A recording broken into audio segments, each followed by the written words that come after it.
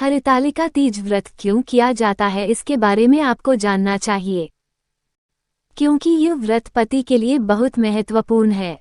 हरितालिका तीज व्रत शिव और पार्वती जी की कथा है, जो आपके पूरे रूप से जानना चाहिए। हरितालिका तीज व्रत कथा जानें। हरितालिका तीज व्रत कथा सुनने से सारे मनोकामनाएं पूरी होती है। जय महादेव। इस व्रत का महत्व यह है कि मैं इस व्रत को पूर्ण निष्ठा से करने वाली प्रत्येक स्त्री को मन वांछित फल देता हूँ। भगवान शिव ने पार्वती जी से कहा कि इस व्रत को जो भी स्त्री पूर्ण श्रद्धा से करेगी उसे तुम्हारी तरह अचल सुहाग प्राप्त होगा। इस व्रत को हरितालिका इसलिए कहा जाता है क्योंकि पार्वती की सखी उन्हें पिता और प्रदेश से हर कर जंगल में ले गई थी। हरितालिका तीज व्रत कथा। भगवान शिव ने कहा, हे गौरी, पर्वतराज हिमालय पर गंगा के तट पर तुमने अपनी बाल्यावस्था में अधोमुखी होकर घोर तप किया था। इस अवधि में तुमने अन्न ना खाकर केवल हवा का ही सेवन के साथ तुमने सूखे पत्ते चबाकर काटी थी। माघ की शीतलता में तुमने निरंतर जल में प्रवेश कर तप किया था। वैशाख की जला देने वाली गर्मी में पंचाग्नि से शरीर को तपाया। श्रावण की मूसलाधार वर्षा में खुले आसमान के नीचे बिना अन्न जल ग्रहण किए व्यतीत किया। तुम्हारी इस कष्टदायक तपस्या को देखकर तुम्हारे पिता बहुत दुखी और नाराज होते थे। तब एक दिन तुम्हारी तपस्या और पिता की नाराजगी को देखकर नारद जी तुम्हारे घर पधारे। तुम्हारे पिता द्वारा आने का कारण पूछने पर नारद जी बोले, हे गिरिराज, मैं भगवान विष्णु के भेजने पर यहाँ आया हूँ। आपकी कन्या की घोर तपस्या से प्रसन्न होकर वह उससे विवाह करना चाहते हैं। इस बारे में मैं आपकी राय जानना चाहता हूँ।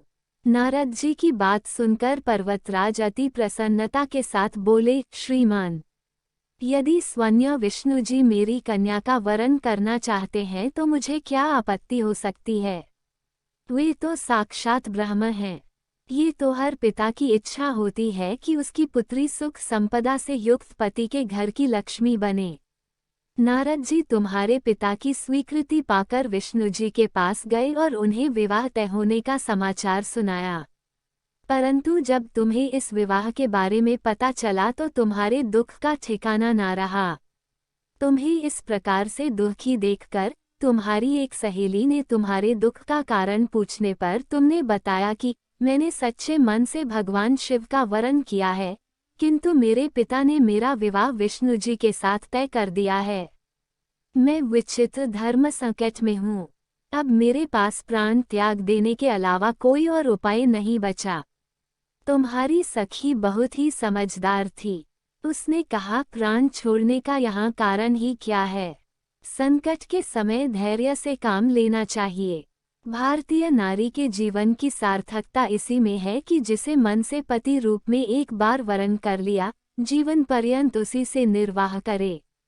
सच्ची आस्था और एकनिष्ठा के समक्ष तो भगवान भी असहाय हैं। मैं तुम्हें घनघोर वन में ले चलती हूँ, जो साधना थल भी है और जहाँ तुम्हारे पिता तुम्हें खोज भी नहीं पाएंगे।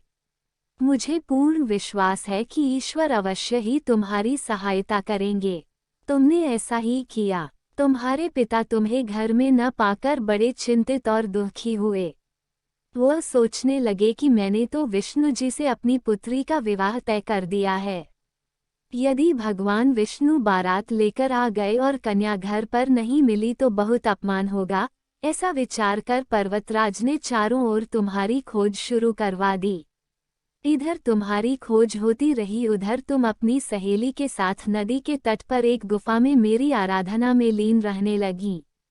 भाद्रपद तृतीय शुक्ल को हस्त नक्षत्र था। उस दिन तुमने रेत के शिवलिंग का निर्माण किया। रात भर मेरी स्तुति में गीत गाकर जागरण किया। तुम्हारी इस कठोर तपस्या के प्रभाव से मेरा आसन हिल उठा और मैं शीघ्र ही तुम्हारे पास पहुंचा और तुमसे वर मांगने को कहा। तब अपनी तपस्या के फलीभूत मुझे अपने समक्ष पाकर तुमने कहा, मैं आपको सच्चे मन से पति के रूप में वरण कर चुकी हूँ। यदि आप सचमुच मेरी तपस्या से प्रसन्न होकर यहाँ पधारे हैं तो मुझे अपनी अर्धांगिनी के रूप में स्वीकार कर लीजिए। तब तथास्तु कहकर मैं कैलाश पर्वत पर लौट गया। प्रातः होते ही तुमने पूजा की समस्त सामग्री नदी में प्रवाहित करके अपनी सखी सहित व्रत का वरण किया। उसी समय गिरिराज अपने बंधु बांधवों के साथ तुम्हें खोजते हुए वहां पहुंचे। तुम्हारी दशा देखकर अत्यंत दुखी हुए और तुम्हारी इस कठोर तपस्या का कारण पूछा। तब तुमने कहा, पिताजी, मैंने अपने जीवन का अधिकांश वक्त कठोर तपस्या में बिताया है। मेरी इस तपस्या के केवल उद्देश्य महादेव जी को पति के रूप में प्राप्त करना था। आज मैं अपनी तपस्या की कसौटी पर खरी उतर चुकी हूँ। चूंकि आप मेरा विवाह विष्णु जी से करने का निश्चय कर चुके थे, इसलिए मैं अपने आराध्य की तलाश में घर से चली गई। अब मैं आपके साथ घर इसी शर्त पर चलूंगी कि आप मेरा विवाह महादेव जी के साथ ही करेंगे। पर्वतराज ने तुम्हारी इच्छा स्वीकार कली और तुम्हें घर वापस ले गए। कुछ समय बाद उन्होंने पूरे विधि विधान के साथ हमारा विवाह किया।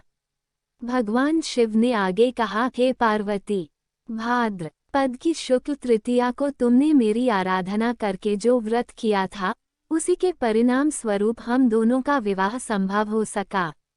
इस व्रत का महत्व यह है कि मैं इस व्रत को पूर्ण निष्ठा से करने वाली प्रत्येक स्त्री को मन वांछित फल देता हूँ। भगवान शिव ने पार्वती जी से कहा कि इस व्रत को जो भी स्त्री पूर्ण श्रद्धा से करेगी उसे तुम्हारी तरह अचल सुहाग प्राप्त होगा। इस व्रत को हरितालिका इसलिए कहा जाता है क्योंकि पार्वती की सखी उन्हें पिता और प्रदेश से हर कर जंगल में ले गई थी। हरित अर्थात हरण करना और तालिका अर्थात सखी। इस वीडियो को लाइक और सब्सक्राइब कर दीजिए। आपका सभी मनोकामना पूर्ण हो। जय महादेव।